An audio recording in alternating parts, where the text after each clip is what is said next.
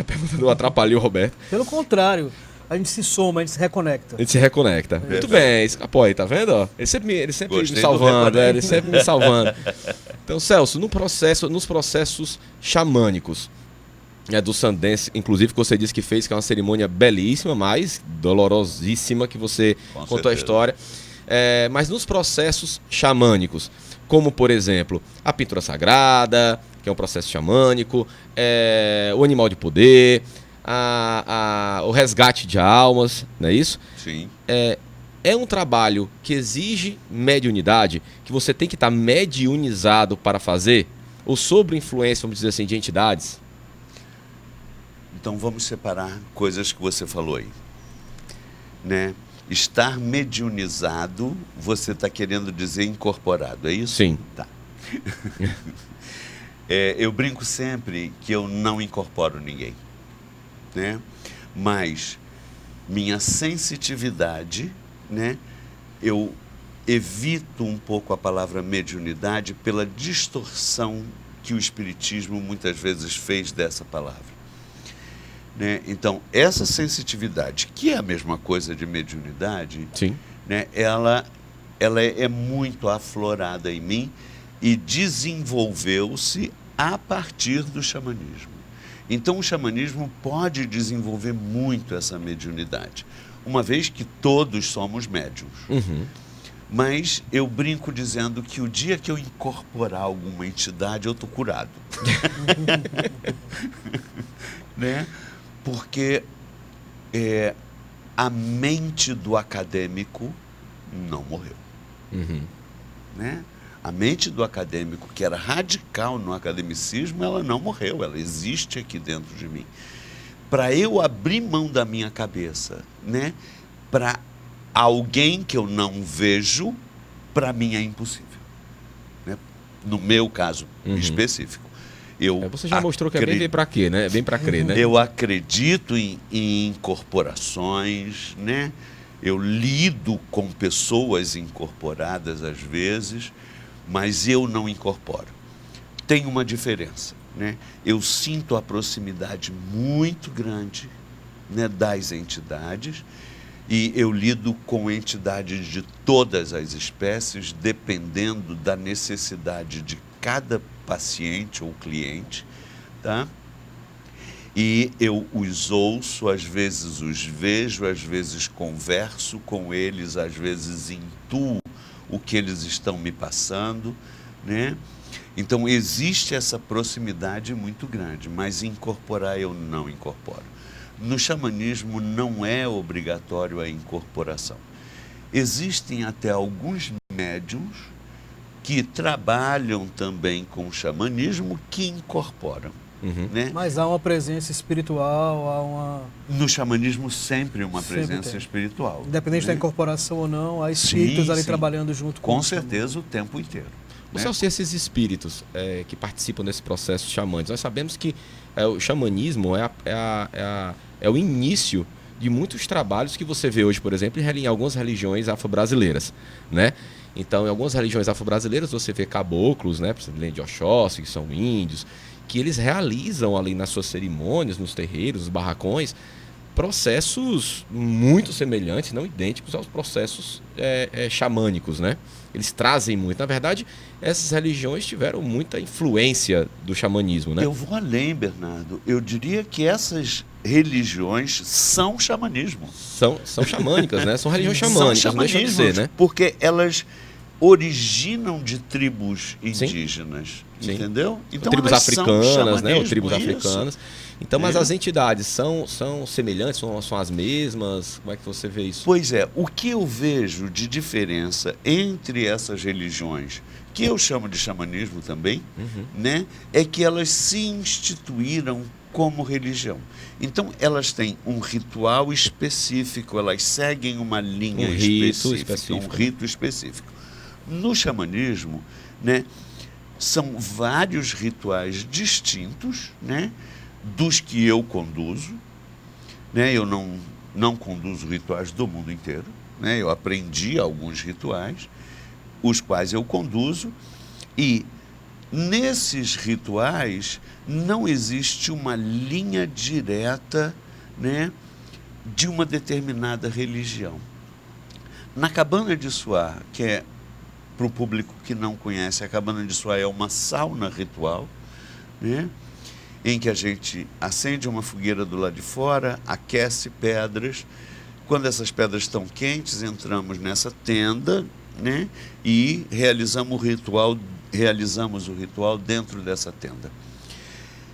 Nesta tenda, ela tem 4 etapas. Uma das etapas chamada de etapa de cura, né, em que eu passo uma pedra para as pessoas passarem no corpo. Que não está quente, né? Não, essa pedra não está quente. Né? Enquanto essa pedra está passando, qualquer pessoa, a qualquer momento, pode cantar alguma música. E nesse momento, eu permito mantras, pontos de candomblé, né? Fica aberto. Fica aberto para o que as pessoas trouxerem. Então, os seus consulentes, os seus... Como é que chama? Guias. Pacientes? Não, você lá, diz os clientes. Os clientes. Vai lá te buscar. Os seus clientes.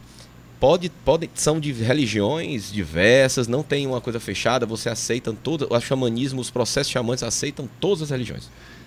Olha, legal isso, Bernardo, que você traz, né? Pelo seguinte, uma coisa que eu falo sempre, né? A partir do momento em que eu tenho a centelha de Deus dentro de mim, eu sou Deus. Uhum. Você é Deus, tá? E a gente só pode conectar esse Deus buscando a gente mesmo.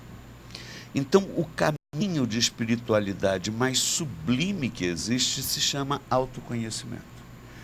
As religiões são setas que podem me apontar o Deus dentro de mim. Podem apontar o caminho. Um caminho, né? Isso. São vários, né? Né? Mas ele não pode despir-me de mim mesmo para que eu possa fazer contato com esse Deus. Então, só mesmo o caminho do autoconhecimento é que me dá acesso à verdadeira espiritualidade, né? Por quê? Nós, desde muito pequenos, né, eu arriscaria ir mais além, desde minha vida intrauterina, eu crio barreiras para não sentir. Eu vou criando muralhas à minha volta para me distanciar do sentir. Se eu não destruo essas muralhas, essas barreiras, eu jamais vou conseguir acessar esse Deus que está lá no meio, né, de todas essas muralhas que eu construí. E as religiões não vão destruir essas muralhas. Uhum. Só a busca por mim mesmo vai destruir essas muralhas. Então são aceitos, se você tem consulentes ou clientes de diversas religiões. De todas. De todas. De todas as religiões. Eu te pergunto, o que precisa se fazer para ser um xamã? Essa pergunta é a melhor dela. Eu brinco sempre dizendo, Bernardo. Eu estava deixando para o final, mas não me aguentei. Eu sempre brinco dizendo que eu nunca pedi para ser xamã, né? Foi a vida que me levou, né, a ser xamã. Você vê a história do cachecol. Elizabeth Kubler-Ross me dá o cachecol, eu vou para a casa dessa mulher, no outro extremo dos Estados Unidos, que o índio que apareceu para ela era o mesmo que apareceu para mim 20 anos antes, e ela diz para ele assim, mas eu conheço muitos médicos brasileiros, como é que eu vou conhecer esse? Ele diz assim, muito simples, eu já arrumei tudo, ele vai chegar aqui usando um arco-íris. Então essa foi a senha. Então eu nunca procurei índio nenhum para trabalhar com o xamanismo. Mas né? quem tem assim, quem está vendo a gente ou escutando a gente no podcast, fala, cara, eu adorei o que o Celso falou, me dá muita curiosidade, sempre que eu tive curiosidade sobre xamanismo, quero conhecer mais e um dia, quem sabe, me tornar xamã. Quais são os passos que essa pessoa tem que saber que vai ter? Abdicação muita, é óbvio. Servir, pagar o preço. Pagar o preço. O amor ao serviço, tá claro pra gente. Mas quais são os passos que as pessoas Iniciar seguem? as práticas enquanto cliente, né, enquanto paciente. Primeiro, Faz começar parte se desse autoconhecendo. Perdão, Roberto, eu falei ao mesmo tempo que Não, você. desculpa. Repete. Iniciar como paciente faz Sim. parte do processo para um dia se tornar xamã? Na minha concepção, obrigatoriamente. Né? Se curar primeiro, né? Tem que se curar Ou se primeiro. trabalhar primeiro, né? É, porque o se curar é um processo de vida inteira, né? Sim, claro. Então a gente não vai exigir que alguém se cure para trabalhar. Mas o processo de autoconhecimento é fundamental, né? Por quê? Eu não posso acessar esse Deus em mim se eu não me conheço, Sim. né? E Jesus, quando resume os 10 mandamentos num só, que ele diz: ame a Deus sobre todas as coisas, mas ame ao próximo como a ti mesmo. Eu só posso oferecer a vocês um amor que eu tenho por mim. Sim. Eu não posso oferecer a vocês um amor que eu não conheça. Que não tem, né? De você. Né? Se eu não conheço um amor, né, eu não posso. Né? Eu sempre... Você acha que é por isso, talvez, que as pessoas têm tanta dificuldade de amar umas às outras porque não se se amam? É, mas com certeza. Além, né, do medo de amar. Né? Porque aí a gente tem que entrar numa outra seara, que aí entra na minha formação acadêmica, né? Que eu digo assim, né? O maior trauma de nossas vidas é o nascimento. Né? A mulher que mais me amou na vida foi aquela que me carregou no ventre por 9 meses. Tá certo? Uhum. Esta mulher tentou me matar. Olha o embate aí. Né? Porque essa mulher, quando chegou a termo a gestação, ela teve que me expulsar lá de dentro. E eu obrigatoriamente tive, se eu estou vivo hoje, eu tive que morrer para aquela vida em que eu ficava boiando naquela aguinha quente para respirar. Quando naquela época ela respirava por mim. Então ela me matou para que eu pudesse nascer para essa vida. E nascer num mundo hostil, né? Hostil é a gente que cria. Não, mas no momento, né? Do Claro, nascimento você... extremamente hostil. Isso mesmo, mas está correto. Então é né? você se curar e você Então se o trabalhar. medo de amar vem desde lá do nascimento, pelo menos. Né? Porque a mulher que mais me amou tentou me matar. Desde lá eu tenho medo de amar. Né?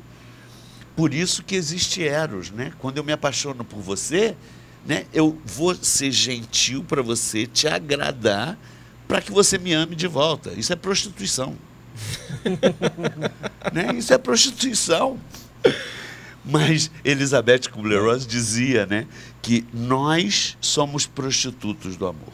Todos.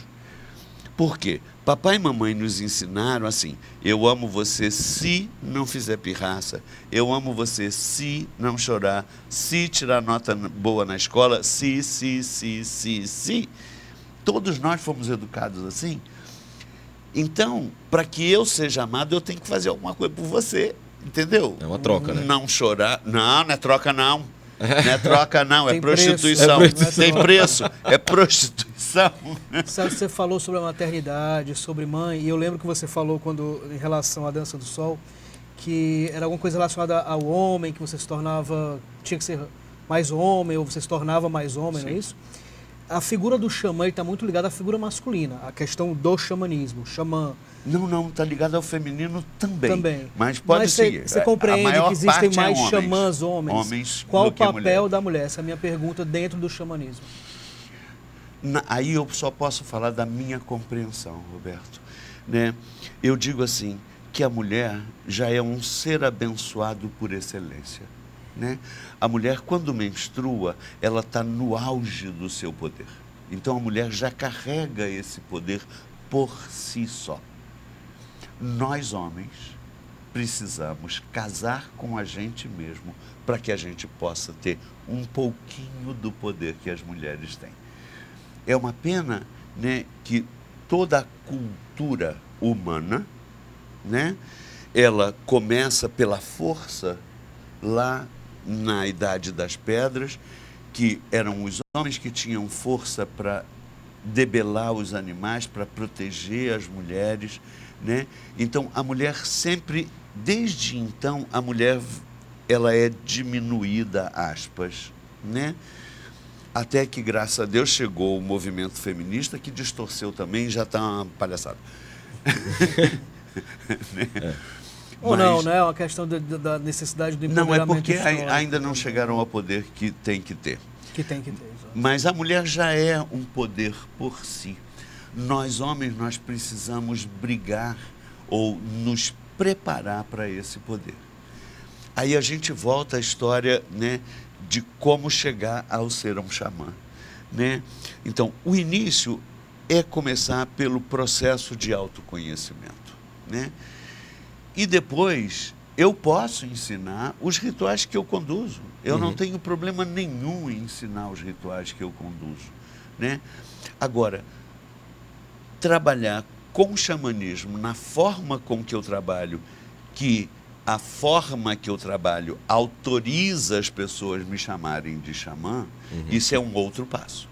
É um passo mais, entendeu? mais largo. É, porque aí é um chamado Individual. de Deus, não é uma vontade pessoal, né? Então, ensinar os rituais que eu conduzo, eu posso ensinar, como já ensinei aqui em Fortaleza, né? Ou se é necessário, ou se faz o uso, por exemplo, de enteógenos nas práticas xamânicas.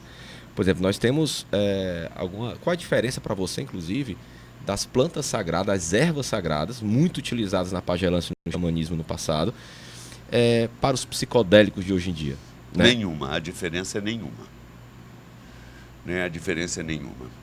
Aí, provavelmente, você abordando esse tema, você vai me fazer um monte de telespectador me xingar agora. Não xinguem, por favor, o Celso. Pelo seguinte, ele é bonzinho, ele está só respondendo a minha pergunta. Pelo seguinte, né? Originalmente, tá? As tribos que usavam alucinógenos, elas usavam esses alucinógenos em rituais anuais para uma proposta específica, uma né? proposta específica, né?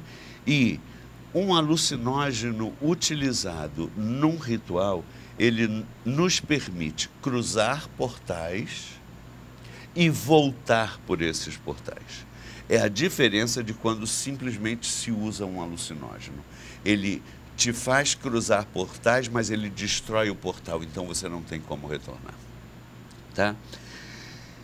Só que, né, infelizmente, com a prática da ayahuasca no Brasil, né, e do peyote nos Estados Unidos, que é igual.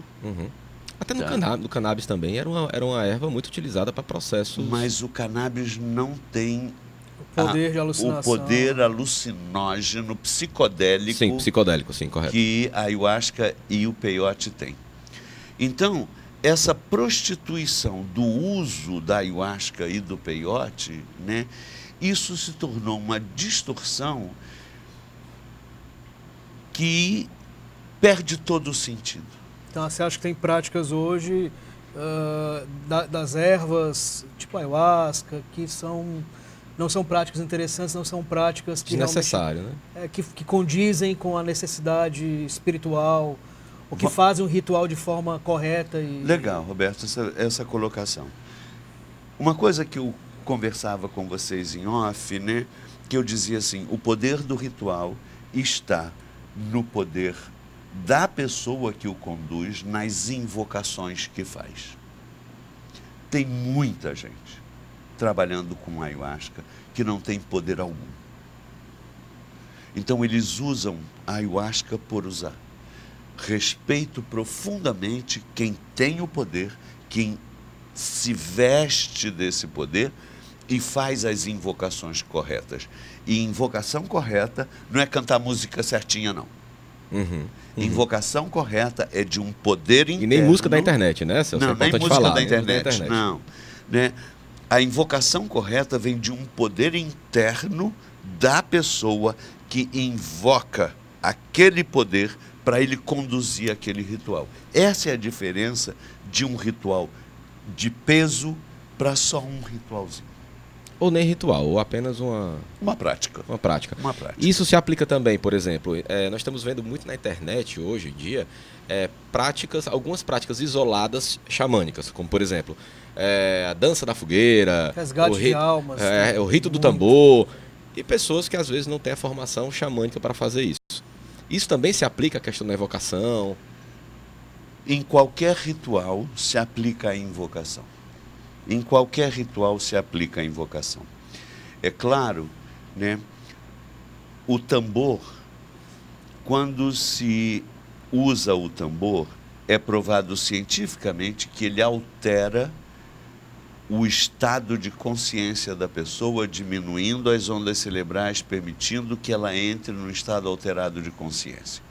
Né? Então, qualquer pessoa tocando um tambor pode levar ao outro ter um estado alterado de consciência. Agora, a responsabilidade de quem está tocando o tambor, essas pessoas desconhecem, que é trazer o outro de volta.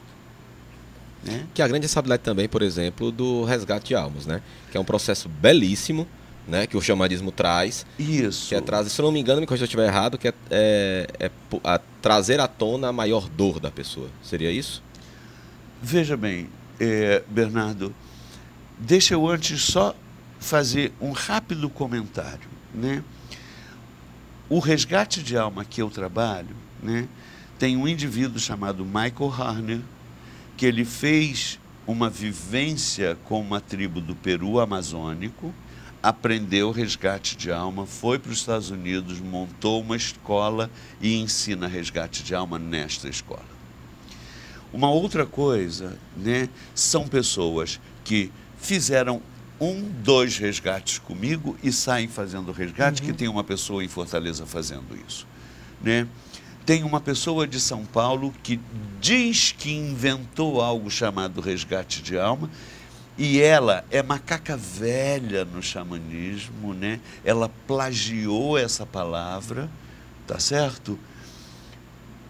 E tem muita gente falando em resgate de alma segundo essa técnica dessa mulher. Enquanto médico, enquanto psicanalista e psiquiatra, há um perigo, assim, é uma técnica, algumas técnicas, a maioria, se não forem feitas com responsabilidade, existe um perigo, inclusive, de traumatizar mais ainda, de mexer com coisas de forma irresponsável. Sem dúvida, Roberto, sem dúvida. Quando a gente mexe com a dor do outro inadvertidamente, né, a gente pode retraumatizar e piorar muito mais a situação. Né? Então, assim, eu já atendi pessoas nos Estados Unidos, aqui no Brasil não, porque eu desconheço outra pessoa que trabalhe com resgate de alma como eu trabalho. Né, que eu trabalho nessa linha de Michael Harner. Diferente, né?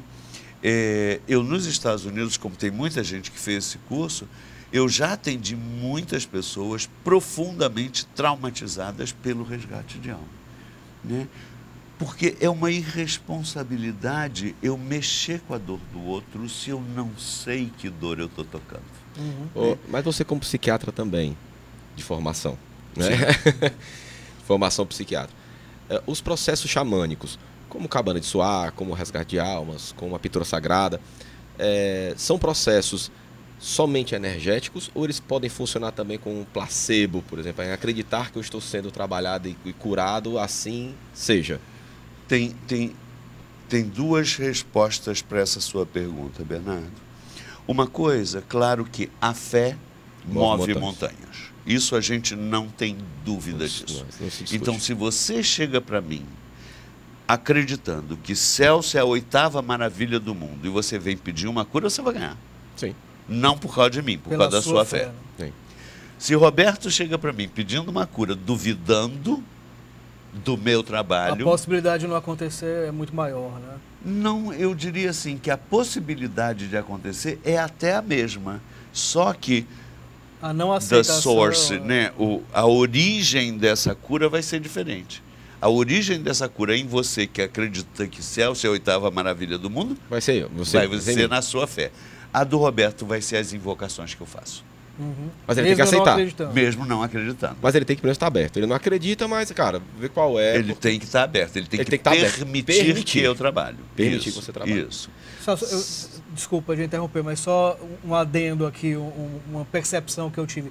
Você falou no começo do papo que queria fazer essa ponte entre a ciência e a espiritualidade. Isso. O que eu vejo é que você não faz essa ponte, mas você faz com que a ciência, a academia e a espiritualidade coexistam de forma harmônica e equilibrada. Eu acho isso muito mais interessante do que ser essa ponte. Legal, mas eu diria assim, Roberto, que o meu trabalho é esta ponte, sabe?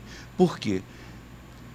Quando eu trabalho com xamanismo, né, eu conduzo os rituais e faço uma leitura do que as pessoas sentem com a vida emocional delas. Essa é a ponte, né? Esse é o grande diferencial do meu trabalho. Que em função de toda a formação acadêmica que eu tenho, né, e de novo o macumbeiro que sou, né, eu faço uma leitura do que você sentiu num ritual que eu conduzi com o seu processo emocional. Porque esta leitura é do psiquiatra, do psicanalista, do psicoterapeuta. Então a espiritualidade não lhe colocou à toa na faculdade de medicina. Muito Celso, bem. eu queria te agradecer muito. Eu queria, Muito obrigado, Celso. Inclusive que você dissesse quais são os próximos... nós estamos começando o ano, né? Nós estamos no primeiro dia do ano, né? Feliz 2020 para todo mundo. Feliz 2022 para todo mundo. Tempos melhores vindo, não é isso? Deus não quiser. É isso? Tempos melhores vindos, né, Celso? Olha, a promessa para 2020 é da mesa virada. É uma nova vida 2020. Que bom. Essa é a grande promessa. Então aqui embaixo vai sair também o site do Celso, tá? Que é celsofortes.com. Isso. Não é isso? Vai sair também as redes sociais dele aqui embaixo, tá? Então sigam ele, lá tem toda a agenda do Celso, não é isso, Celso? Isso. Então o Celso oferece cursos, atendimentos. E eu queria, Celso, se fosse possível, você nos presentear com um tambor xamânico, para que esse ano... Eu posso pedir meu tambor, que está ali, ó, junto da mochila. Isso, tira ele da capa já, por gentileza. Então o Celso vai nos presentear para que esse ano de 2020 comece com as vibrações ótimas, xamânicas. Vamos cantar uma assim música de invocação. Cante, claro. Elisa Henrique, nossa diretora de produção aqui, nossa produtora executiva. Pedindo, né, todas as bênçãos para esse 2020. Gente, vamos nos despedir então. Muito obrigado, Celso. Muito obrigado, muito obrigado Celso. a todo mundo. Um excelente ano, com vibrações positivas. Se reconectem com a gente sempre. Vamos permanecer nessa reconexão espiritual. Amém para quem é de amém, axé para quem é de axé. Assim seja. Assim seja. Feliz 2020, galera, e até a próxima reconexão. Chanupa kileuha cheiwaha kielo Tonkashila hoye wayelo Leuha cheiwaha kielo Chanupa kileuha cheiwaha kielo Tonkashila hoye Leuha cheiwaha kielo